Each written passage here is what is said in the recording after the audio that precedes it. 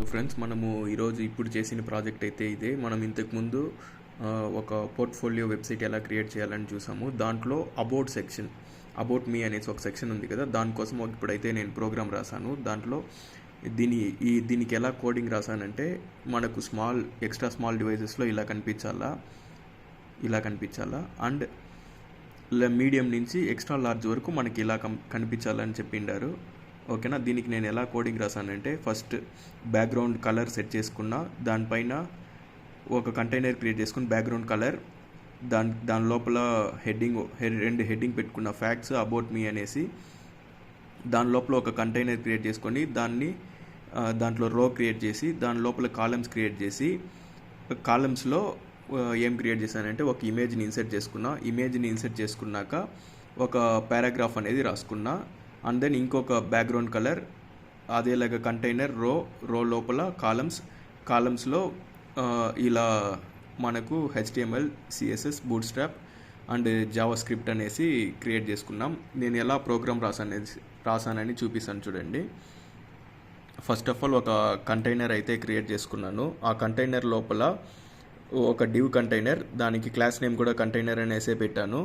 And then దాని లోపల ఇంకొక కంటైనర్, క్లాస్ నేమ్ రో అనే క్లాస్ నేమ్తో, దాని లోపల ఇంకొక కంటైనర్, దానికి నాకు స్మాల్ అండ్ ఎక్స్ట్రా స్మాల్ డివైజెస్లో 12 కాలమ్స్ని ఆక్యుపై చేయాలని చెప్పిండాను. ఏదేది హెడ్డింగ్, ఇంకొక heading facts, about me, and then ఒక ఇమేజ్ ఇన్సర్ట్ చేసుకున్నా, 2 పారాగ్రాఫ్ క్రియేట్ చేసుకున్నా, ఆ కంటైనర్ని ఇక్కడికి క్లోజ్ చేసుకున్నా. అది ఒక కాలంగా కన్సిడర్ చేసుకున్నాను. దాంట్లో ఇక్కడ స్పాన్ అనేసి స్పాన్లో స్టైల్ క్రియేట్ చేసుకున్న, కలర్ వైట్, ఈ నేమ్కి మాత్రం కలర్ వైట్ కనిపించాలా, మనకి ఇక్కడ అవుట్పుట్లో కనిపిస్తుంది చూడండి. ఓకేనా, అదేలాగా బ్యాక్గ్రౌండ్ ఇమేజ్ కలర్ క్రియేట్ చేసుకున్నాం, 2 హెడ్డింగ్స్, అండ్ దెన్ ఒక ఇమేజ్, పారాగ్రాఫ్. ఇది ఒక పేజ్. నెక్స్ట్ కిందకి వెళ్ళినామంటే ఇంకొక పేజ్ ఉంది చూడండి, స్కిల్స్ ఇలా ఉంది. దానికోసం నేను ఎలా కోడ్ రాశానంటే, ఒక బ్యాక్గ్రౌండ్ కలర్ ఇన్సర్ట్ చేసుకున్నాం, లైట్ కలర్లో ఉంది. అండ్ దెన్ కంటైనర్ రో లోపల కాలమ్స్, హెడ్డింగ్ పెట్టుకున్నాం. హెడ్డింగ్ ఏమంటే స్కిల్స్ అండ్ హెడ్డింగ్, అది కూడా 12 కాలమ్స్ని ఆక్యుపై చేయాలని చెప్పేసాం.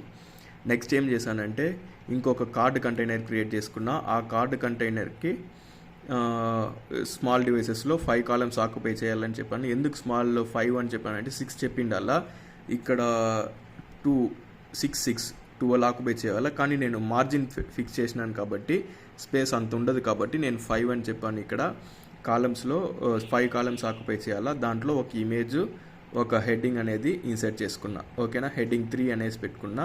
సేమ్ దాన్నే ఒక 4 టైమ్స్ కాపీ పేస్ట్ చేసుకుంటే ఇలా క్రియేట్ అయింది మనకి. ఓకేనా, ఇది 6, ఇది 5, ఇది 5, ఇది 5, ఇది 5.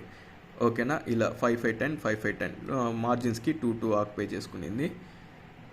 ఓకేనా, అలా నేను దీన్ని అయితే క్రియేట్ చేశాను. నెక్స్ట్ ఇంతవరకు అయితే కొంచెం సింపులే అనిపిస్తుంది. ఏమంటే మనము నార్మల్గా చేసే ప్రాసెస్సే. బ్యాక్గ్రౌండ్ కలర్ క్రియేట్ చేస్తాం, దాని లోపల కంటైనర్ రో కాలమ్స్ క్రియేట్ చేస్తాం, నార్మల్గా చేసే ప్రాసెస్సే చేసుకుంటూ వస్తాం. ఇప్పుడే మనకి ట్విస్ట్ ఏమంటే, వాళ్ళు ఏం చెప్పారు చూడండి, మీడియం అండ్ ఎక్స్ట్రా లార్జ్ డివైసెస్లో ఎలా కనిపించాలా చూసారంటే, 2 హెడ్డింగ్స్, పారాగ్రాఫ్ రైట్ సైడ్ వచ్చే వల్ల ఇమేజ్ లెఫ్ట్ సైడ్ రావాలా. ఓకేనా, దానికి నేనేం చేశానంటే, ఇక్కడ చూసారంటే మనకి ఐడియా వస్తుంది.